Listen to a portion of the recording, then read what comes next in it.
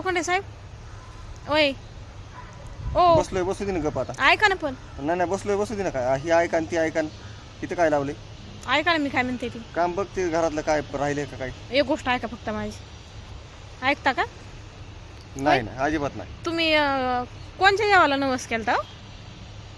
मी हां कशासाठी एवढी चांगली बायको भेटली तुम्हाला माझ्यासारखी शांत स्वतः तरी गरीब काय चांगली चांगली म्हणून किती मी काय वक्ता चिकटाय काय वक्ताय काय मी काय वाकट्यापेक्षा नकटा वक्ताय काय मी वाकट्यापेक्षा नकटी आहेत तुम्ही ते म्हणतात ना नाक नाही नतीला आणि भूक पडा भीतीला तसं काम झालंय तुमचं समजलं का माझं माझं मी मी म्हणजे असं तू काय काय समजते स्वतःला.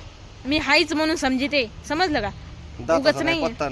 ओ दातापर्यंत जायचं नाही बरं मला देवाने दिले तुमच्या का पोटात दुखतंय मला हेच कळत नाही कधी कधी खरंच खूप राग येतो मला तुमचा दाताचा विषय काढल्यावर मी दाता काय लग्नाच्या अगोदर चुरून वगैरे ठेवलं नव्हते समजलं का तुमच्या हसलीच समोर मी नाही आले तेव्हा होते. म्हणून दिसली नाही मला.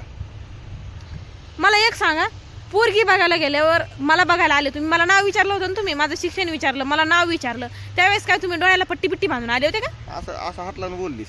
असं ऐकलं ना किती खोटं बोलावं माणसानी खोटं बोलावं माणसानी पण ते खपाव ते समोरच्याला खरं वाटावं असं ते खोटं बोलावं हो.